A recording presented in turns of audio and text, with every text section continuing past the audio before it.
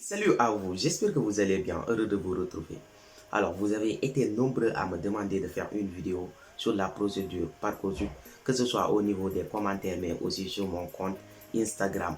Chose promise, chose due. Alors, aujourd'hui, dans cette nouvelle vidéo, on va voir ensemble la procédure Parcoursup 2020-2021 de A à Z. C'est-à-dire de la création de votre compte jusqu'à l'étape de dépôt du visa. Mais avant toute chose, comme d'habitude, avant de commencer la vidéo, si ce n'est pas encore fait, je vous invite déjà à vous abonner, mais aussi à partager la vidéo avec vos amis. Ça me permet de développer la chaîne. Je ne sais pas si vous le savez, mais la procédure Parcoursup, il y a des ressemblances avec la procédure Campus France. Par exemple, sur la procédure Parcoursup, il y a deux phases. Il y a deux phases principales, c'est-à-dire il y a une partie qu'on appelle pré-inscription, il y a une autre partie qui va être consacrée au visa. C'est-à-dire, sur Parcoursup, vous allez faire comme Campus France, c'est-à-dire ouvrir un compte, y mettre tout ce qu'on vous demande et tout, choisir les universités pour avoir ce qu'on appelle une préinscription, c'est-à-dire la partie pédagogique. Parce que n'oubliez pas, sans préinscription, vous ne pouvez pas déposer le visa. Il y a deux parties, partie pédagogique qu'on appelle partie préinscription, mais aussi une autre partie qu'on appelle partie consulaire pour déposer le visa. Vous devrez d'abord avoir la préinscription. Une fois la préinscription entre vos mains, enfin vous pouvez procéder au dépôt de visa. C'est comme ça que ça se passe.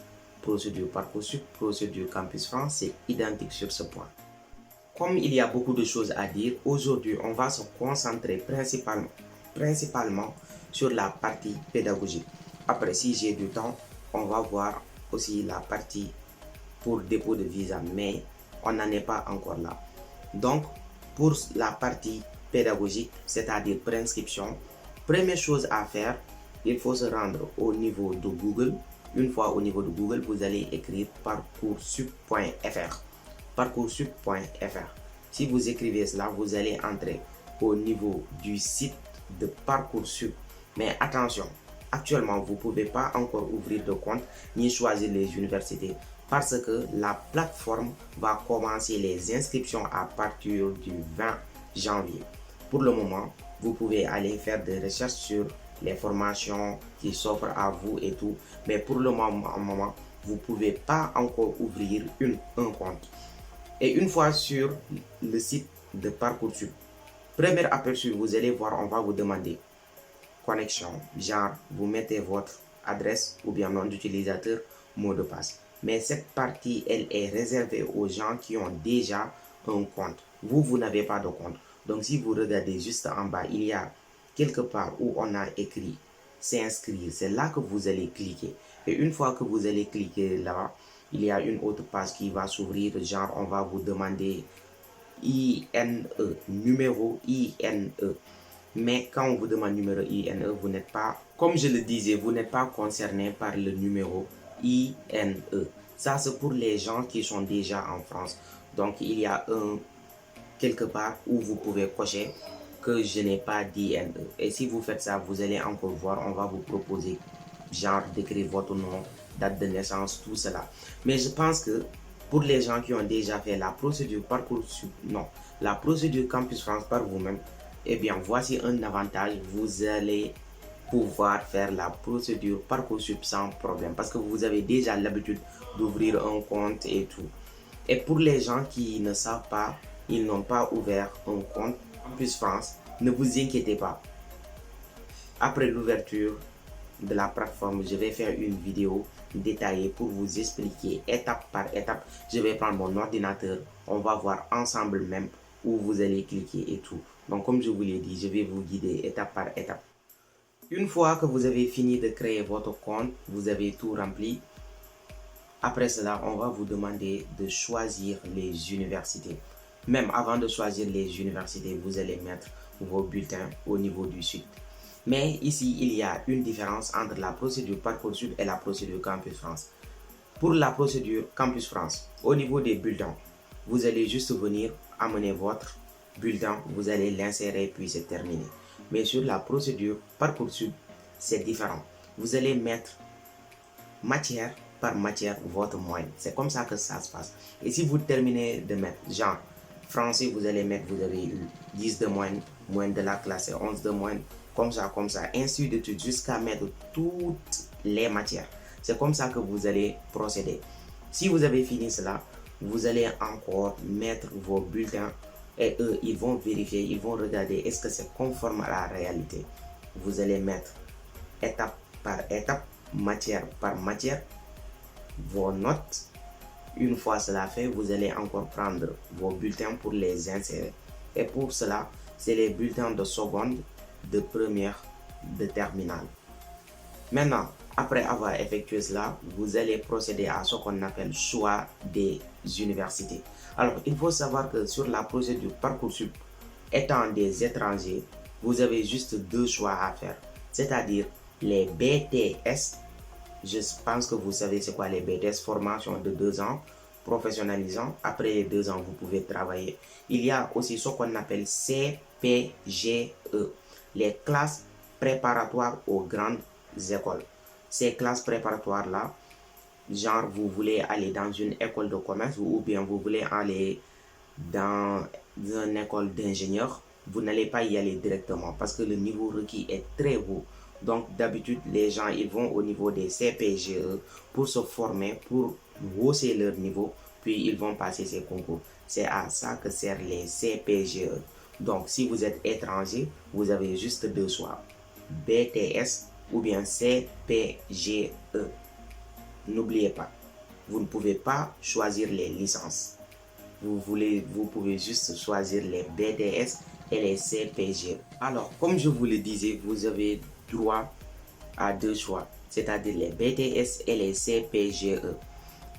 Il faut savoir que vous pouvez choisir jusqu'à 20 universités différentes. C'est énorme.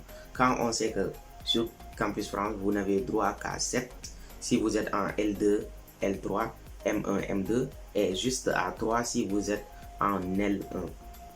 Donc, ça peut booster vos chances d'avoir une acceptation. C'est à vous de voir. Si vous voulez, vous pouvez mettre 20 BTS. Si vous voulez, vous pouvez mettre 20 CPGE.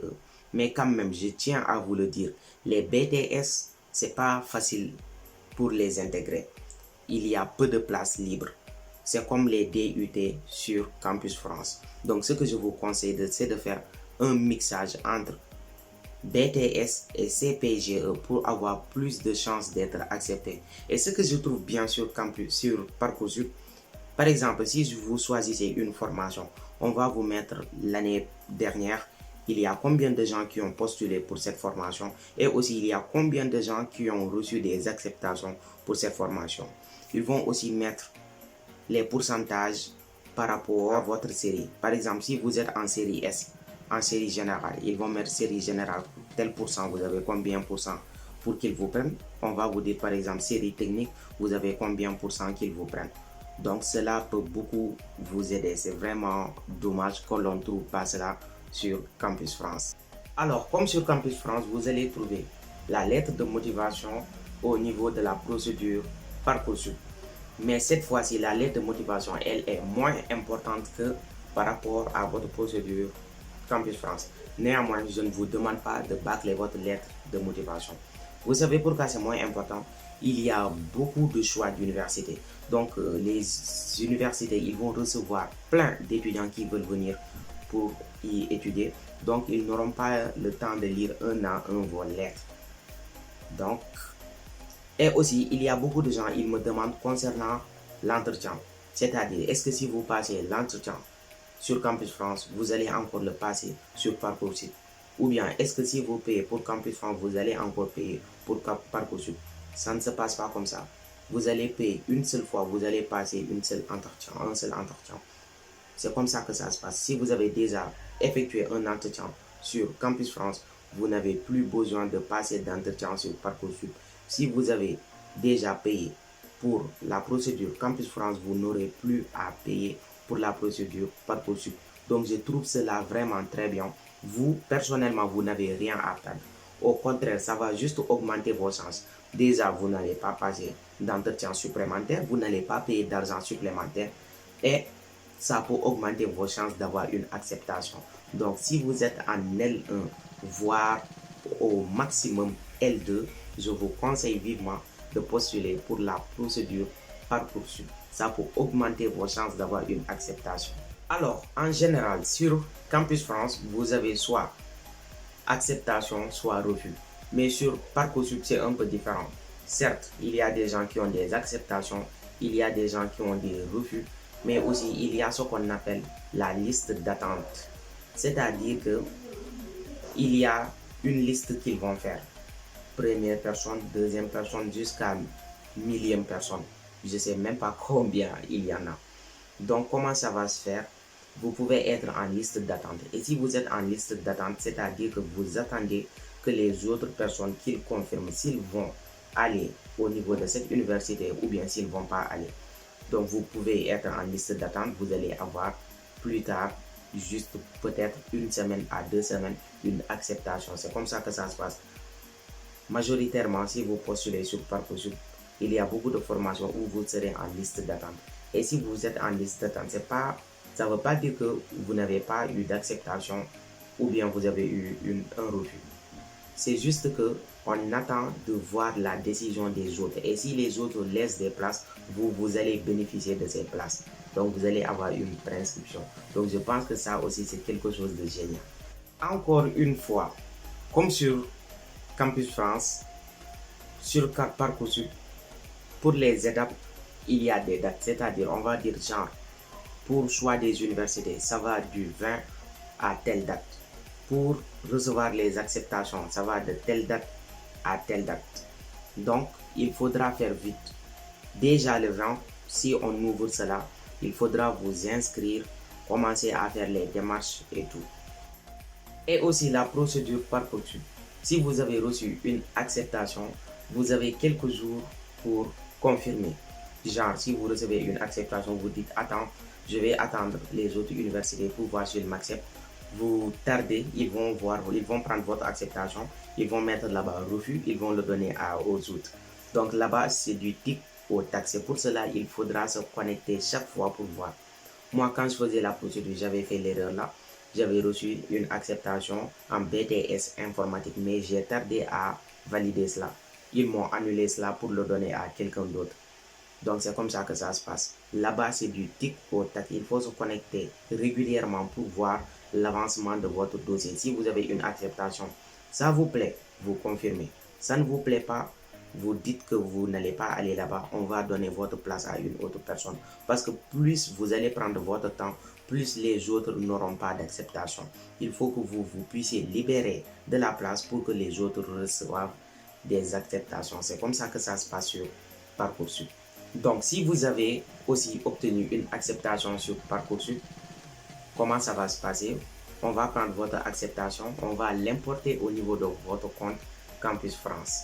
C'est comme ça que ça se passe pour déposer le visa, pour avoir ce qu'on appelle le message de fin de procédure qui va vous permettre de déposer le visa. Donc, vous ne pouvez pas faire seulement la procédure Parcoursup. Si vous êtes un étranger, vous êtes obligé de soit faire seulement la procédure Campus France ou bien de faire les deux, c'est-à-dire la procédure Campus France et aussi la procédure Parcoursup. Parce que si vous faites Parcoursup et que derrière vous n'avez pas de compte Campus France, une fois que vous avez une acceptation, vous serez obligé d'ouvrir encore un compte Campus France pour pouvoir exporter votre acceptation. C'est comme ça que ça se passe.